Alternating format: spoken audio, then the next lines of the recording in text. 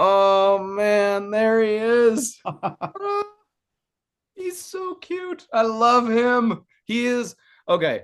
Now that he's in front of me, I just have to tell you, you are a genius for folding that.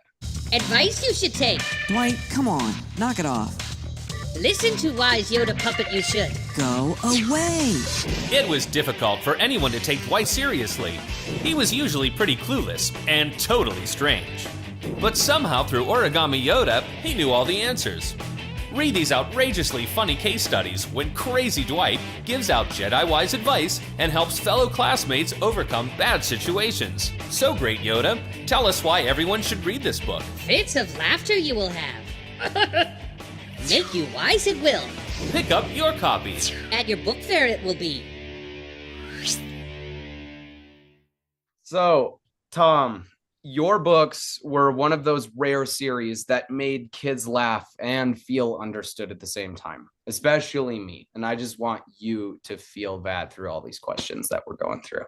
But the first question I have is, when you first created Origami Yoda, did you realize you were inventing a character kids would treat almost like a real school legend? You know, sort of. Yeah, because I knew it was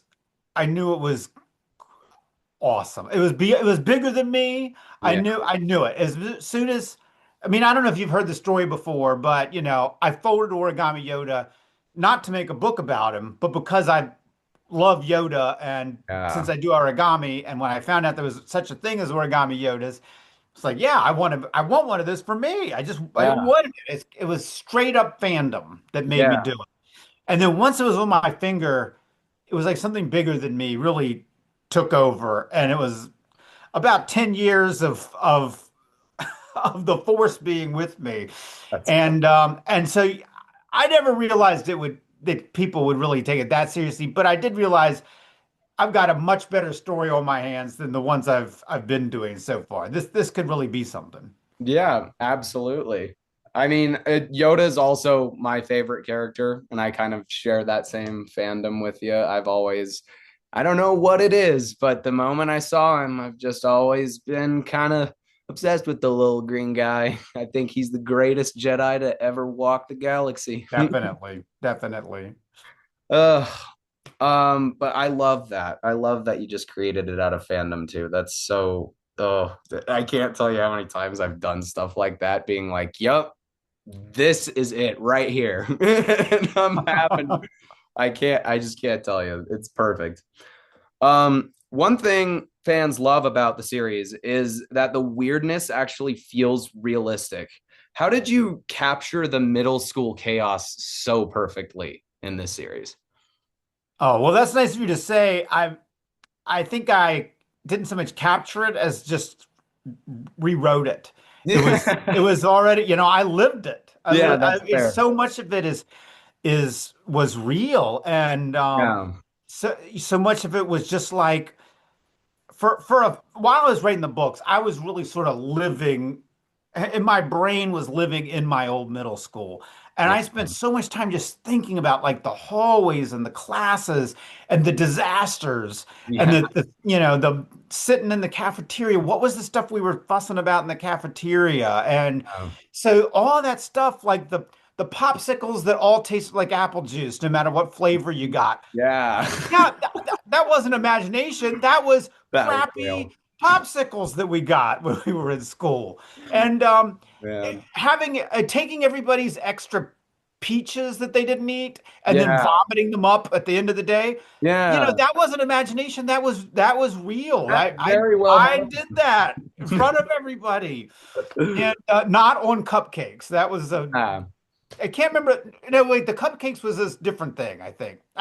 Sometimes I can't remember the difference between reality and the books. But anyway, so much of it is just real. Me and my friends, although sort of frenemies and stuff. Yeah. But this is just the stuff that was going on and stuff that happened. And I just racked my memory, and there it all was. And so it wasn't really creation. It was just remembering a lot of that and piecing it back together. That's so cool. I love that. The Origami Yoda books are absolutely hilarious. I used to refer to them all the time to friends until the point where they got the books and would read them and then refer back to me, and we'd keep doing it back and forth.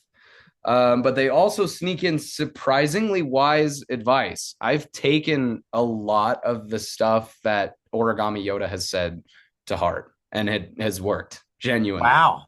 which That's is, fantastic. yeah, I think it is too, especially after reading a story like that and then putting certain stuff into different situations that I thought fit and it happens to work out. That's awesome. But did that balance happen naturally, or were you intentionally trying to help kids through awkward situations? Um, for the most part, it wasn't necessarily me trying to push a lesson on kids. It Fair. was more about remembering these situations that I got into, or sometimes my friends had gotten into, and then just thinking, what would Yoda's advice have been? Mm-hmm. And because what if, I mean, that was the whole concept of the book. What if instead of me being a loser in middle school, what if I'd had Origami Yoda and I had come out a winner? I mean, Yeah. that's all there is to it. And Fair enough. the first story that I ever wrote was Mike playing baseball. And I don't know if you remember, I mean, he strikes out and he gets so mad. He's like, tears are coming out. They're Yeah. not, they're not boo-hoo tears, they're mad That's tears. But here. he's furious and he hates those other players. He Yeah. hates the players for being great. And it's just like, no, man, those players are great because they've spent years playing Little League. Yeah. And while you were watching TV, they were playing Little League. So you Right. just need to chill and you should respect them for it. I needed that advice when I was a kid. I needed that advice so bad when I was a kid. I just wish somebody had told me that. Absolutely. But instead, I was crying and bawling and being a jerk. So hopefully the books aren't preachy. I'm hoping the books are more about, here's Yoda's advice for getting out of this situation that this kid is in, and maybe kids can figure out a way to adapt it. Uh, Absolutely. the one piece of advice that I do think is good advice that I wish people would take is another Mike story, actually, where he's whining and complaining about having to help out at his church youth group. And Yeah. Yoda's like, no, you should pick the hardest job, Hmm. pick dishwashing and do that. And I Yeah. actually think that's my best advice ever. And I wish I had had that advice a little earlier too, For sure. because it's actually pitching in and getting to work. That's how you make friends. That's how you end up having a good time. It's the Mhm. guy who's like whining and ready to get out of there. He has a miserable time, and I know that for a fact because I was the one, and it was miserable. I relate to that so much. I can't tell you how many times I've been that guy and had to turn around and be like, why don't you put yourself in those other shoes for a minute? Just do it. Why not? And it does. It really works out. It's crazy how when you take advice like that and you really step back and look at the whole picture, that stuff starts to fill in the blanks Yeah. easily. All right, here I got a little bit of a weird one for you. If Dwight, Okay. Tommy, Sarah, and Harvey were all real people today, which character do you think would be the most shocked that kids still love the series years later? Oh, interesting. I see what you're saying. Very Yeah. interesting. Well, Harvey would be shocked because he thought it was stupid all along. He's surprised they ever were interested because it's terrible books. It was just a bunch of mishmash. Uh, And Dwight, I'm not sure Dwight was ever really aware that there were books being made. Um, and I think Sarah would be like, "Oh yeah, yeah, that's right. I see. that's about I, right. I think Sarah's so level-headed. So I think Harvey would be most shocked that anybody was ever interested, and if they were still interested, then he would really be shocked. Fair enough. That's perfect. I love that. Oh man, it's so much fun writing Harvey. You make something nice and you start to feel good about it, and then you bring in Harvey to just say how stupid it all is. It's Uh, fun. I I love that. I love it. Uh, Best mishmash ever written by a long shot. The books made a lot of readers feel like being different or nerdy was actually something special. Was that an important message for you personally? Yeah, I think that's definitely, I mean, if there is a message, and in fact, this right now there's big controversy in the Mhm. children's book world about whether there should be messages in books or not. And so I don't ever want to be preachy, but yeah, if there is a message, it's that either if you're not the weird kid, maybe you should give the weird kid another look. And Yeah, if you are the weird kid, just keep on being weird because it's not worth trying to change yourself. The things absolutely. that you're not going to be interesting anymore if you turn all that off. Right. So yeah, that's a big part. This there's this thing I do all the time as school when I do school visits. I don't know if you know this. I've done a million school visits. Yeah. Yeah. Yeah. Yeah. I go and I do this whole thing, and I'm like, Dwight is the weirdest kid at his whole school. Now, why do you guys think I would write a book about the kid who's the weirdest kid? Like I could write a book about the best athlete or the Yeah. smartest kid, but no, I choose to write about a kid who's the weirdest kid. Why do you think I do that? And so there's a few guesses and stuff, and eventually I find a kid who's like, I think it's because you were the weirdest kid. And I'm like, yes, yes, it's true. I was the second shortest and the most weirdest. But here's the question. If I'm the weirdest kid at my school and Dwight's the weirdest kid at his school, raise your hand if you are the weirdest kid at this school. And it's awesome. Some schools, a lot of kids raise their hand. At some schools, only a couple of kids will raise their hand. At some schools, like a teacher or somebody will raise their hand. And but that's Uh, yeah, that's the story, man. That's the whole thing is it's all right to be the weirdest kid at the whole school. I love that. That's so heartwarming. I do love that. I'm definitely the weirdest kid, or was the weirdest kid. I like to think. I like to think that award would go to me. But yeah, that's what really inspired me with these books the most is just to keep going, and that it's not really worth putting yourself through all that pain and trouble trying to change everything about yourself. Why not just embrace it and become something that you really want to become? Absolutely. And when you grow up, you find out that the neurotypical kids, they they were also worried about some of them thought they were too normal and wanted to be special or Yeah, had created some kind of image that they needed to fit and stuff. And so yeah, there's just no reason. There's just no absolutely. reason not to be yourself. For sure.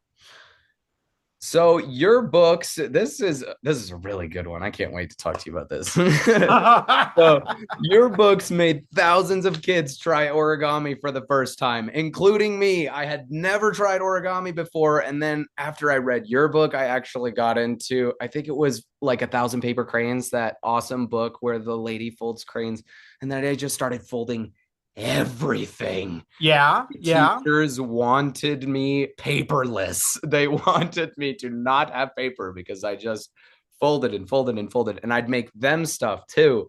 And they'd be like, oh, this is so amazing looking, but you're supposed to be doing things. uh, but yeah, the origami thing is awesome. What is it, or what was it realized? What was it like realizing your stories inspired actual creativity outside the pages of your book?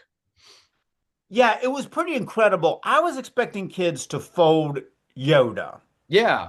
And then I think, advanced copies of the books started to go out to bookstores and stuff, and kids started to see it. Yeah. And, one kid sent back a Yoda, but it almost seems like somebody had already sent back like a Luke Sky folder before Yeah. before the first book had even actually come out. And it really didn't take long to realize, oh, nobody's going to stop with Yoda, or maybe some people will stop with Yoda, but a lot of kids are going to keep going and Yeah. going and going. And so my website went from updates about my books to constant stream of origami sent in by kids, and it's still going on today. I don't know if you know this. I mean, Yeah. I post new origami on my website every single day. The kids are sending in. It's absolutely Oh, bonkers. It's a flood that never stops. Just, it's oh, just been thank God absolutely for people incredible. And like every once in a you. while, I'll think, somebody will send in something, and I'll be like, I thought I had seen everything, and this kid just found a new way to fold Max Rebo, or this kid finally figured out how to get Lando's mustache. Yeah. It's incredible. And by the way, Lando's mustache is the holy grail of origami. Nobody's figured out how to fold. You can draw it on. Nobody's figured out how to fold it right. Now you can fold Foldy One's mustache because that's a big, a big Yeah. chunky mustache. But Lando's got that little, that beautiful little Yeah. mustache. Very hard to fold. Mm. I went off on a weird tangent there. I wasn't expecting to do Wow. that. No, But in wow. addition, I can't believe you just told me that. That is awesome information.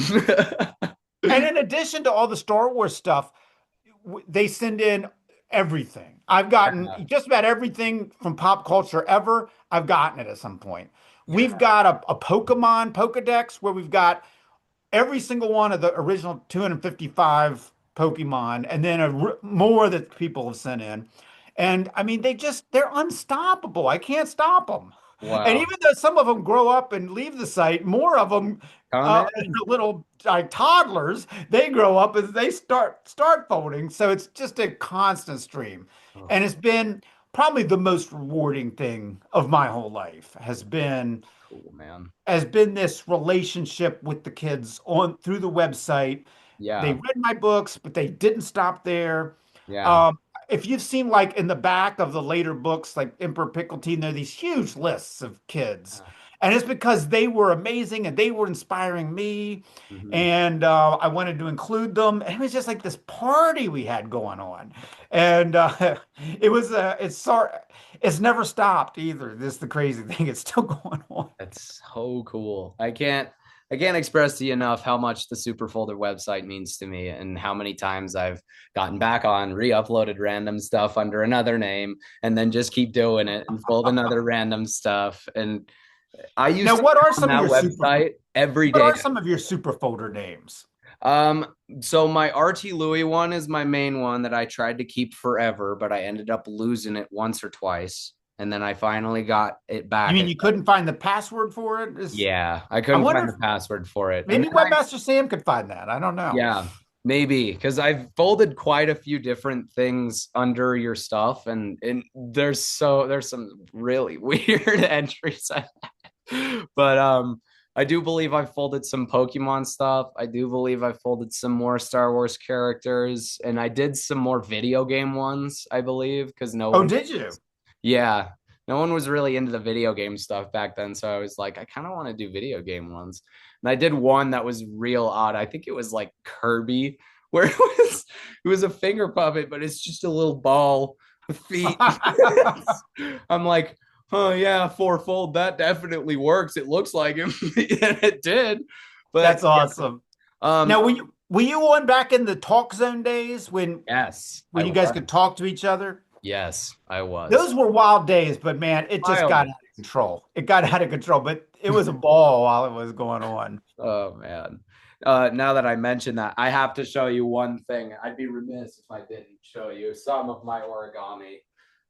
This I keep in an acrylic case because the Darth paper is, I like to think, the most perfect and accurate representation of what was on the cover. Did you make that? I did. I made this. Dang, that I actually thought maybe I'd sent that to you at some point because that totally looks like the real deal. I wish.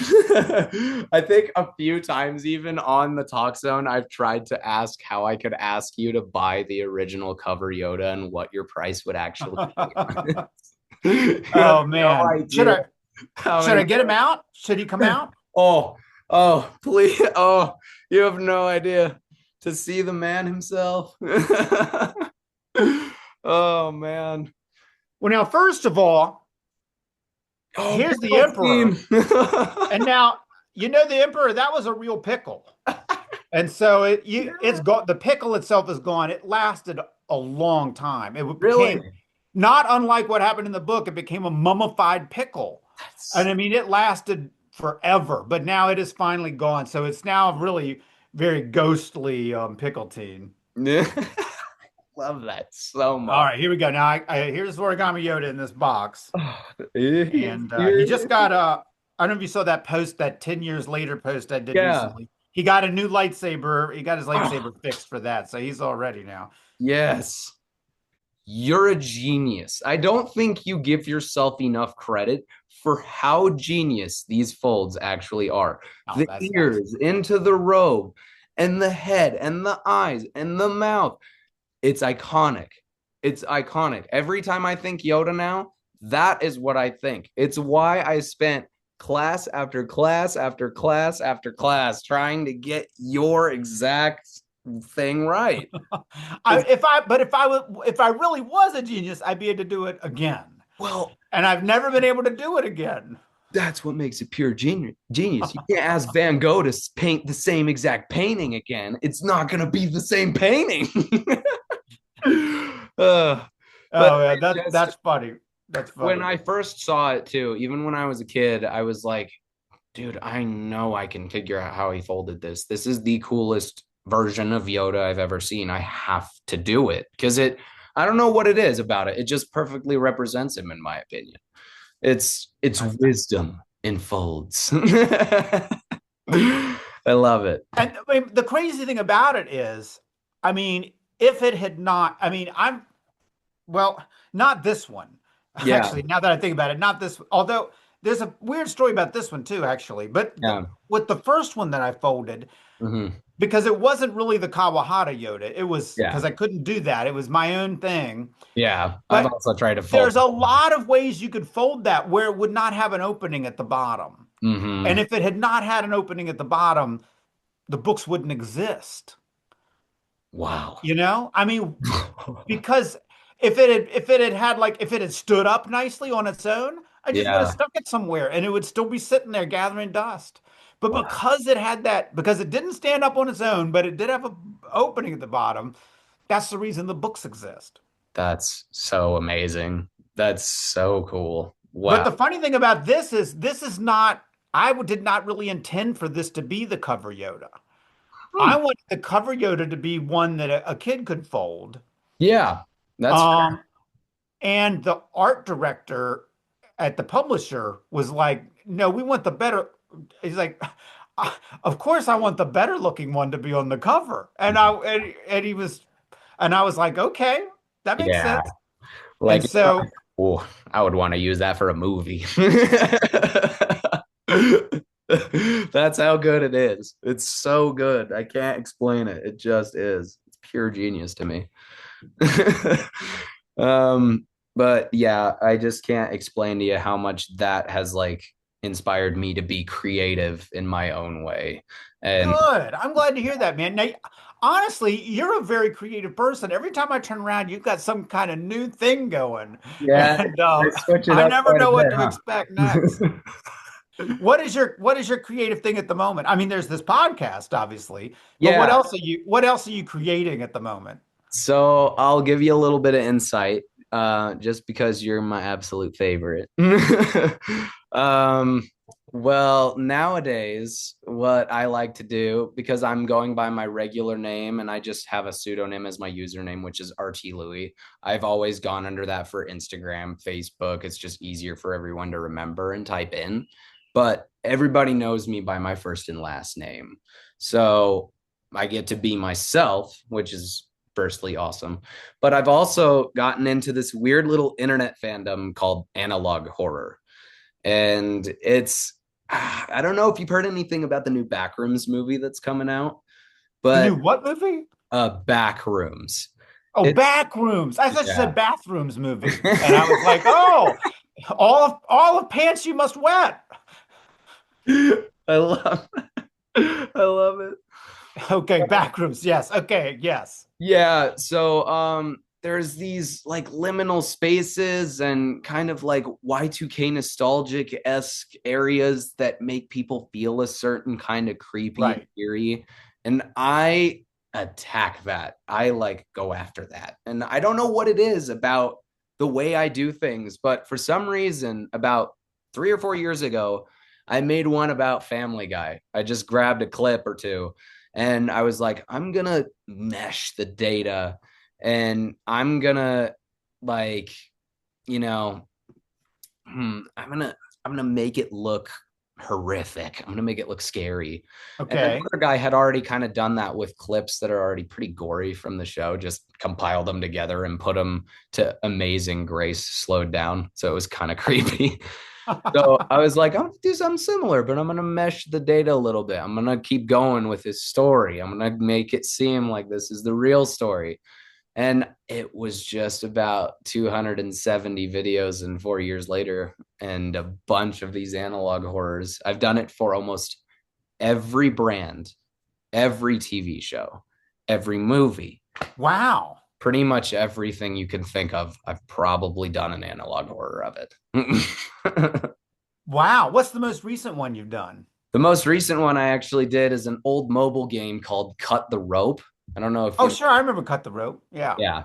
I recently made him all horrific. I found the game trailer online and decided to make it as if feeding him the candy was what's making him all messed up and scary. Wow. Somehow I didn't realize that is I think maybe if I ever checked on it, I probably got freaked out and I'm not big into the horror stuff, but Yeah. maybe I'll have somebody hold my hand and we'll watch some of them. Yeah, I actually do have a Star Wars one that's pretty good, and I can give you a little insight on it just before our time runs out here because I don't have Zoom Pro, unfortunately. But anyways, um so I created this story where somebody found like an old cut of Star Wars from the 80s or 90s on a VHS tape. And it's Okay. super believable to like kids my age because not a lot of them understand VHS or like how the dates worked or anything. So I can be like, oh yeah, well, I went to the thrift store and I picked up this copy of Star Wars. And there was this really odd scene in Empire Strikes Back when Yoda's running around the forest. And I remember this old image that I found when I was a kid that was really scary. And it was of Yoda, the puppet from the movie, clearly in the movie scene, holding a knife and coming at the screen, all scary. And I was like, I'm going to use that. So I used it and I put it in the exact shot where it would have been if it was real and just put a jump scare behind it and made it look like he was actually moving. Uh-huh. So I just made it look like that was the cut of Star Wars that I found on a VHS tape and was like, don't ever go thrifting. If you ever find a Star Wars VHS with blood written on it, don't put it in your tape deck. That's insane. That's crazy. So Yeah. you and I both started with Yoda, Yep. and I spread wisdom and love, and you freaked everybody out. Yep. Fortunately enough for the both of us. That's awesome, man. I love it. I love it. Yeah. But dude, I honestly cannot thank you enough for what you've done, especially for my development as an adult. I use little stuff that I learned from Origami Yoda every single day just to keep myself going because it's little and fun and it helps. And I mean, you're such a wholesome dude. I've seen so much of what you do and I've read all your books and I think you're the nicest, coolest guy ever. Oh man, that's nice of you to say. Well, listen, I can tell that if you were at Macquarie Middle School, I mean, you would totally be fitting in. Like you and Lance would be best friends, and you Awesome. guys would be cooking up weird stuff and Good freaking stuff. everybody out. I mean, you'd totally be one of the Macquarie kids. There's no question.